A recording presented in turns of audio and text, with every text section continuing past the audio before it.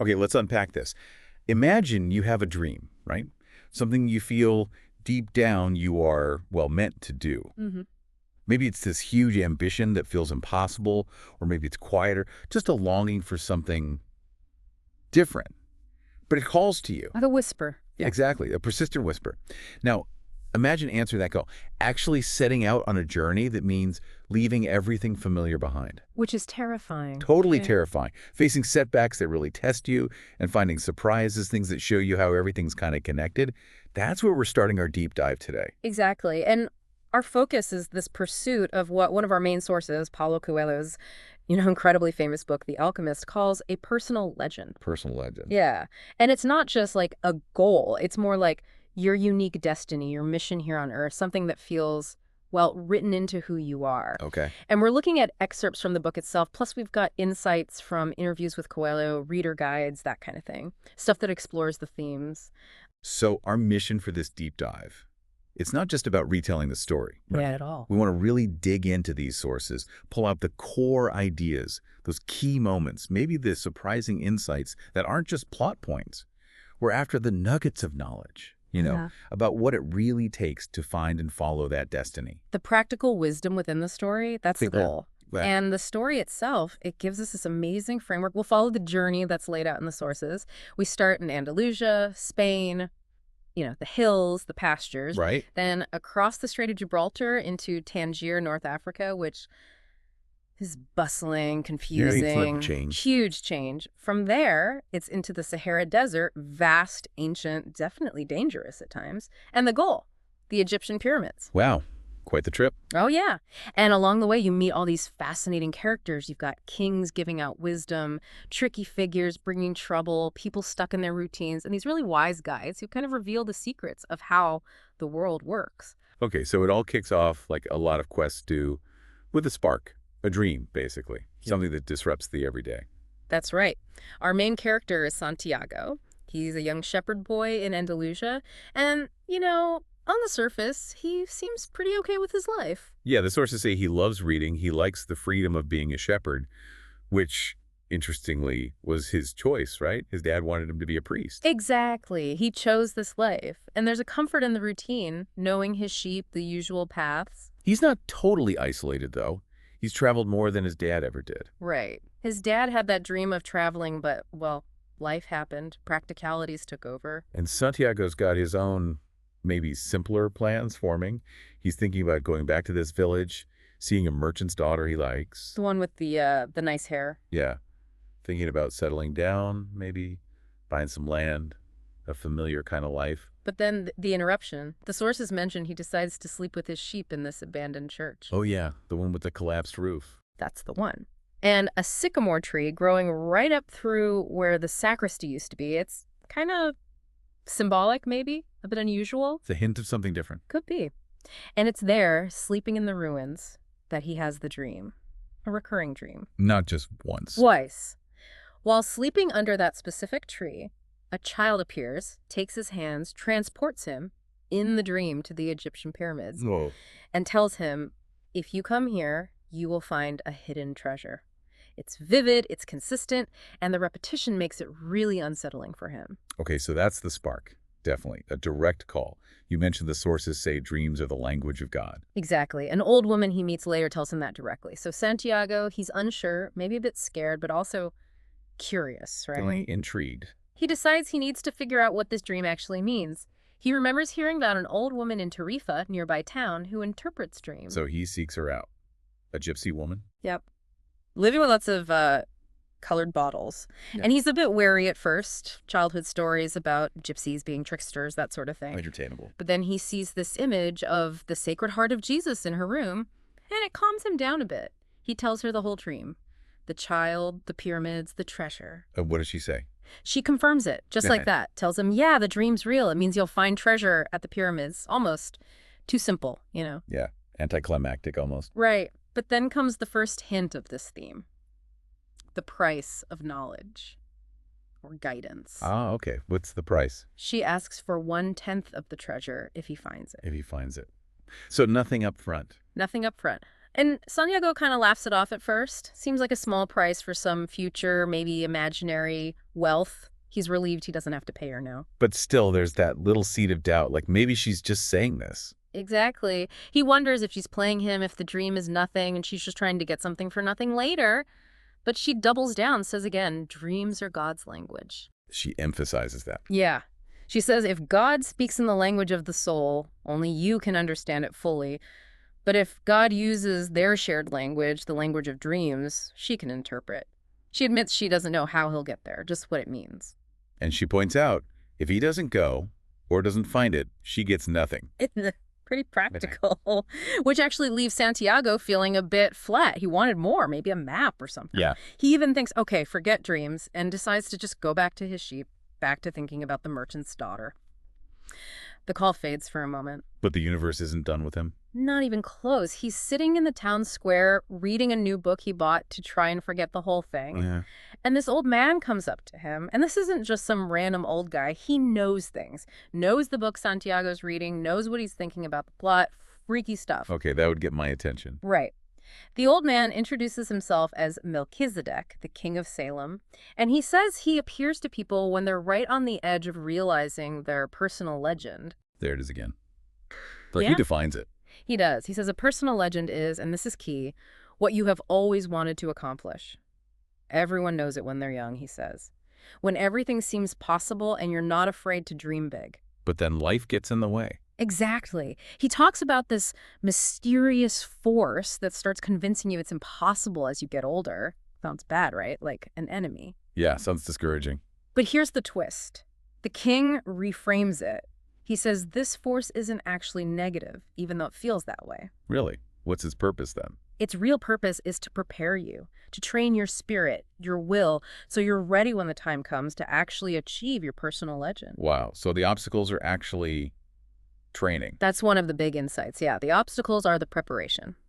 And he tells Santiago this one great truth. Whoever you are, whatever you do, when you really want something, that desire comes from the soul of the universe. It's your mission on Earth. That's a powerful idea. It applies to anything, big or small. Anything. Finding treasure, wanting to travel, even wanting to marry the merchant's daughter. It all connects back to this soul of the world, this force linking everything. It gets nourished by happiness and unhappiness, apparently. It's what helps the universe conspire in your favor. Okay, so the king offers this profound insight. Does he ask for payment too? Oh, he does. And this is the second price of knowledge, and it's way tougher than the gypsy's deal. How so? He asks for 1/10 of Santiago's flock. Right now, 6 sheep, for telling him how to get to the pyramids. Whoa. Not future treasure, but his actual livelihood now. Exactly. And the king makes that distinction crystal clear. He says, if you start out by promising what you don't even have yet, you'll lose your desire to work toward getting it. Ah, makes sense. The immediate sacrifice, giving up those sheep, it's the real test. It's paying the price now for the guidance. The king calls it a lesson. The warriors of the light teach everything has its price, right here, right now. So Santiago has to really commit. Big time.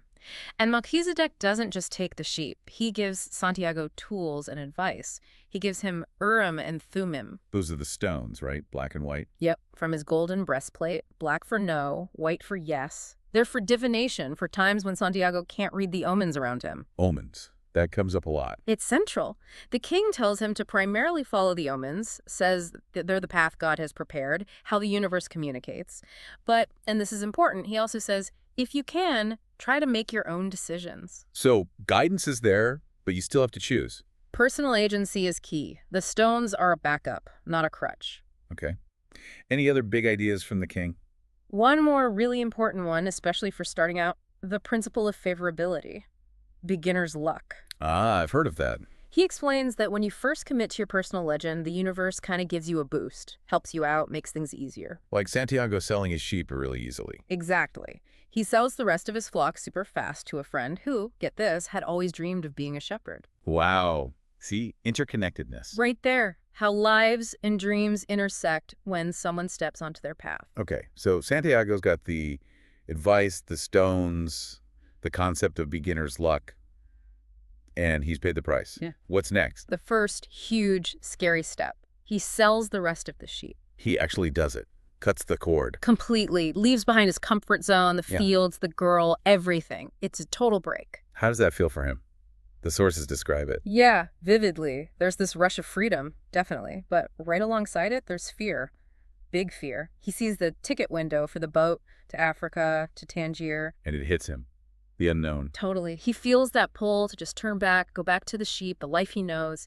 He thinks about everything the sheep taught him, the familiar paths in Spain. It's the safe choice. It is. But then he does something. He climbs up the town wall, looks across the strait towards Africa. Sees it. Sees it. And the wind, the Levanter wind blowing from Africa, the same wind that brought the Moors, it hits his face. An omen. Feels like it. It carries the smell of the desert, maybe the echoes of other travelers who chase the unknown. He feels jealous of the wind's freedom, and he realizes the only thing stopping him is him, his fear. That's a big realization. Huge. He sees his shepherd life not as the end goal, but as preparation for this bigger journey. So he buys the ticket. And lands in Tangier. Culture shock time. Oh, big time. The sources paint this picture of just sensory overload. Everything's different. The language, Arabic, he doesn't get it. The customs, men holding hands, women veiled. The calls to prayer, stopping everything. Things he's never seen. Never. And his first reaction is judgment, based on his Spanish Christian background. He feels completely lost, out of place. And then things get worse. Fast. Brutally fast. He meets this young guy who speaks Spanish. Relief, right? Someone to help. Finally, connection. He explains he needs to get to the pyramids, trusts this guy with all his money to buy camels. Oh, no. Yeah. He gets distracted for just a second, looking at this beautiful sword in a stall. Just a moment. And poof, the guy's gone with every penny. Oh, Santiago. That's devastating. Beginner's luck ran out quick. Crushing blow. Penniless, alone, can't speak the language in this alien city. The despair is just immense. What does he do? The source says he just collapses in weeks, notes he didn't even cry in front of his sheep. He feels totally defeated, ashamed for trusting someone, regretting leaving his old life. He blames God? Yeah, feels God is unfair. He thinks about just becoming bitter, distrustful, hating anyone who succeeds because he failed. It's rock bottom. The absolute lowest point. His dream seems completely dead. Just days after starting. But then, huddled there in the marketplace, feeling awful, he reaches into his pouch, maybe for some breadcrumbs. Yeah. And instead, his hand finds his book, his jacket, and the stones.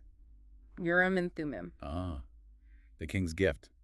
He still has them. He still has them. And as he pulls them out, they slip through this hole in the pouch he hadn't even noticed. They fall out. Fall right onto the ground. And that fall, that seemingly random event, it hits him like an omen. He remembers the king's words. Instantly. Learn to recognize omens and follow them. And also the warning about not asking certain questions, avoiding excuses to flee the personal legend. Because the falling stones are a sign. He takes it that way. He decides not to even mend the hole in the pouch. It's like a sign the stones are still with him, the king's guidance is still active, the connection isn't broken. That's a perspective shift. It's the crucial turning point. He stops seeing himself as just a poor victim of a thief. He makes a choice. What a choice. He decides to redefine himself. He's not a victim. He's an adventurer in quest of his treasure. Wow. That changes everything. It literally changes how he sees the world around him. Suddenly, the marketplace isn't hostile and strange anymore. It's just new. Which is what he wanted, right, to see new places. Exactly. He is living the adventure, even though the treasure feels miles away. He sees that sword again, and yeah, the loss hurts, but the focus shifts from the pain to the quest itself. Okay, so he's got a new attitude, but still no money. How does he survive? Needs work. He ends up at this crystal merchant shop, kind of high up on a hill. He offers to clean the dusty glasses in the window for some food. Just basic survival. Yeah. The merchant agrees, and there's this interesting note. The merchant says, cleaning the glasses fulfills the Quranic duty to feed the hungry, but also it cleanses negative thoughts for both of them. Interesting connection. And he gets hired. He does. And working there, Santiago starts applying lessons from his old life. Patience, mainly. Things he learned from the sheep. That's cool how the past skills become useful. Totally. And he observes other people, like this candy seller in the market who seems perfectly happy just doing his job. Finding joy in the everyday. Right. And Santiago realizes, hey, maybe some people are close to their personal legend just by doing what they do, fully present in it, even if it's not some grand quest. But Santiago isn't content to just maintain the status quo at the shop, is he? No, his presence shakes things up. He suggests improvements. First, building a display case outside to attract people walking up the hill. Then later, serving tea in the crystal glasses. Make it an experience, encourage people to buy. The merchant must have loved that, or hated it. He was very hesitant, resistant to change. 30 years of doing things the same way, he's afraid of messing it up, disrupting the balance. I get that. Change is scary. But Santiago persists, gently. And maybe the merchant senses something, this energy Santiago brings. He agrees. Does it work? Amazingly well. The sources link it back to that principle of favorability. Beginner's luck still kind of following Santiago. The business booms. Sales shoot up. The shop is revitalized. So Santiago starts earning back his lost money. Slowly but surely. And during this time, he learns the merchant's story, his own unfulfilled dream. What was the merchant's dream? He always wanted to make the pilgrimage to Mecca, the Hajj. He achieved his first goal owning the shop years ago. He even saved enough money for Mecca, could have gone many times. But he didn't go. Why not? Fear. Fear of leaving the shop, the familiar. But deeper than that, he tells Santiago he's afraid the reality of Mecca won't live up to the dream he's cherished for so long. Wow. He prefers the dream to the potential disappointment of reality. Exactly. He'd rather just keep dreaming about it. That's a huge lesson for Santiago. Seeing someone else choose comfort over their legend. Massive contrast to his own drive. He realizes not everyone makes the choice to pursue it. Some prefer the safety of the known, even with that quiet ache of what if. So Santiago works there for how long? Nearly a year. He saves up, works hard, gets past the despair, learns Arabic too, another skill picked up along the way. And he reaches his goal, right? Enough money to go back. He does. Enough to buy back his original flock, maybe even double it. His plan firms up. Go back to Spain, richer, successful, buy the sheep, maybe impress the merchant's daughter. The safe path is open again. Completely open. But just as he gets there, financially, something shifts inside him. What happens? He realizes that's not what he wants anymore. The dream of being a shepherd again, that comfortable life, it's faded. It feels less important. Because it wasn't his real personal legend. That's how the source puts it, yeah. Maybe because that wasn't really his dream. His true legend is the treasure, the journey itself. The crystal shop was necessary, a detour, a time to heal and learn, but not the end point. How does the merchant take it when Santiago says he's leaving? The merchant understands. He's watched Santiago. He just says, Maktub. Maktub. What does that mean here? Santiago asks how he knew he wasn't going to buy the sheep. The merchant just repeats it. Maktub. In this context, it's presented as meaning it is written. Destiny. Fate. Acknowledging Santiago's path leads onwards, not back, even though he could go back now. And the merchant gives his blessing. Gives his blessing. Santiago leaves, feeling renewed, confident. He feels those stones, Urim and Thummim, in his pouch again. A reminder that the king's guidance is still there for those truly committed. So with the money from the crystal shop, what's the next big move? He joins a caravan, crossing the Sahara Desert. Whoa. Into the deep desert. That sounds intense. It is. It's this diverse group of people all heading for the oasis. The caravan leader lays down strict rules. Obedience is key for survival out there.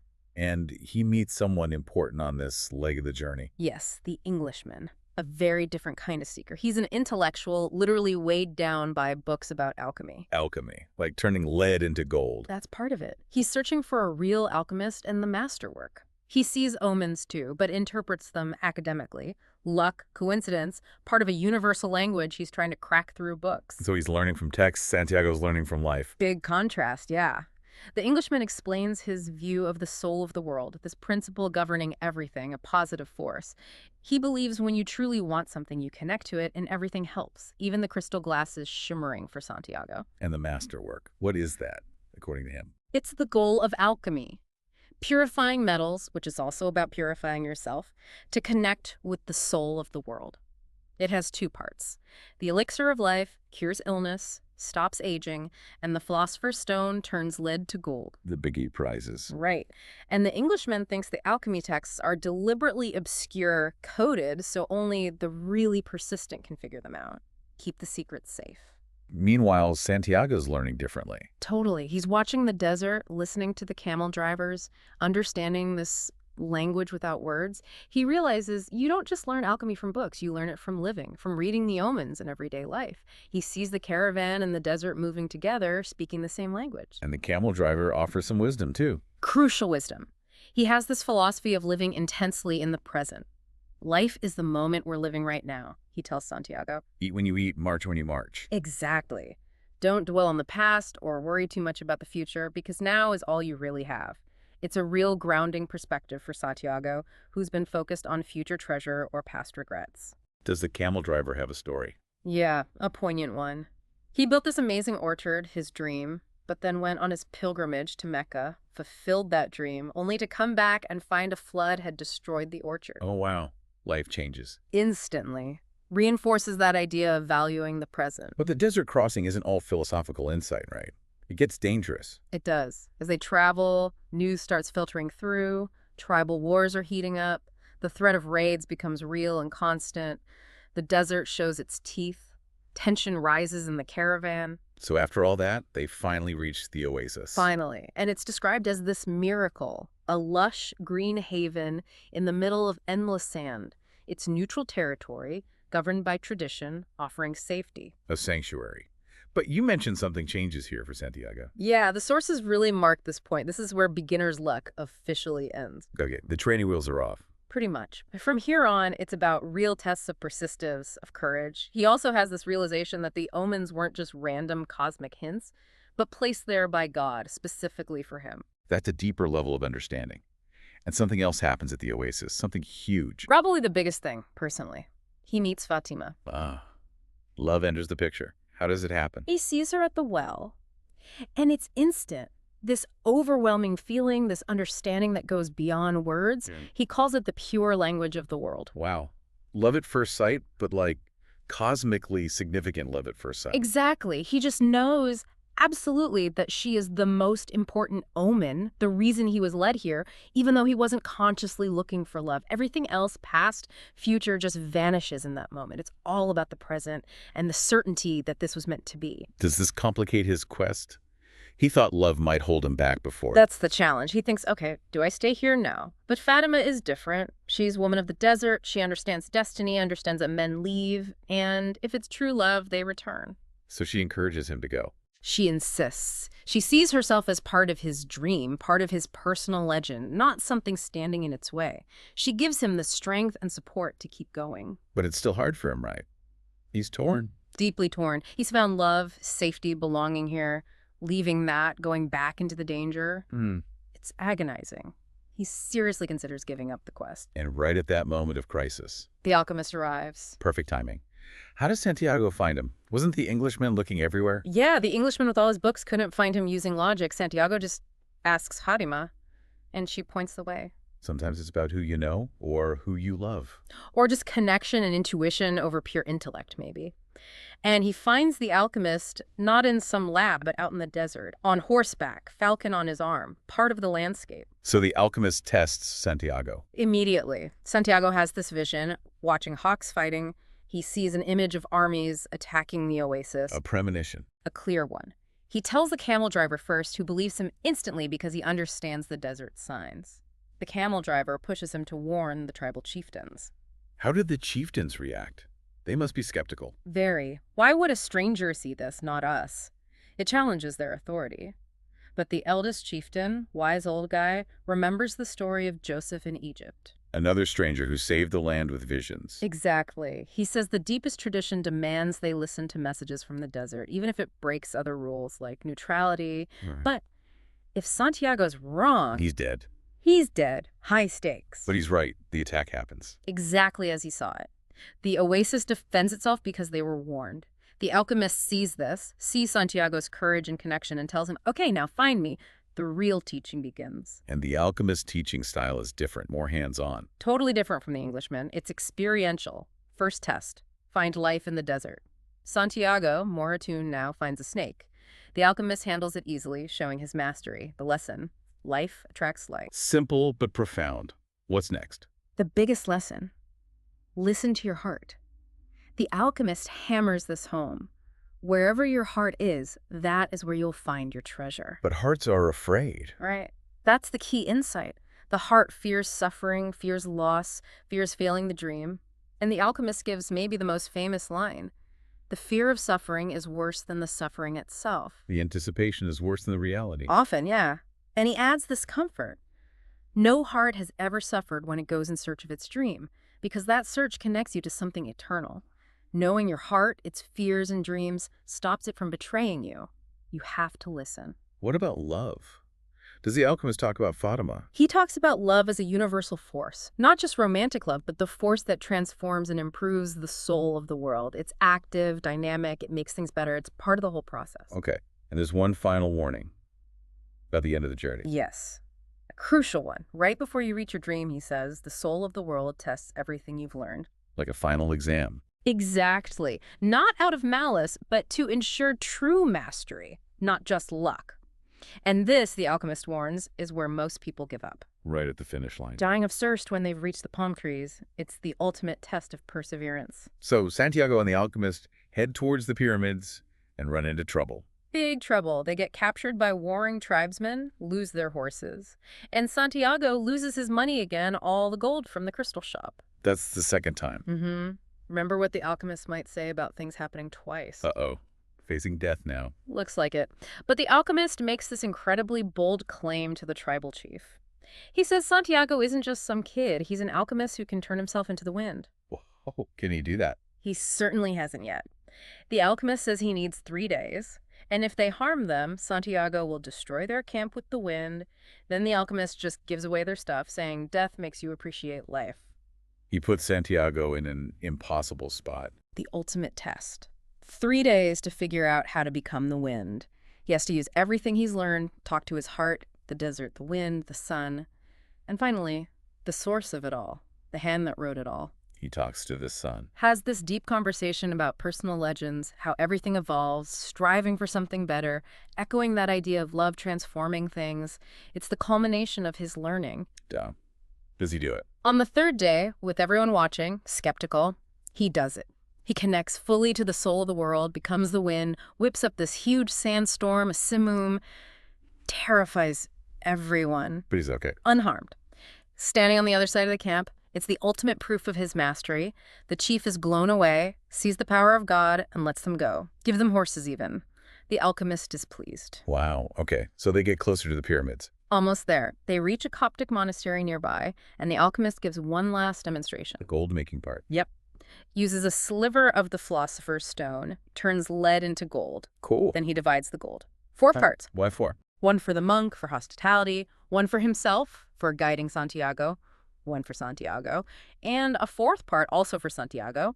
But he asks the monk to hold on to it for him. Hold on to it. Why the extra part? Kept separately. The alchemist explains with that proverb, everything that happens once can never happen again. But everything that happens twice will surely happen a 3rd time. Because Santiago lost his money twice already. He thinks it might happen again. Exactly. A sort of superstitious backup plan, acknowledging life's patterns.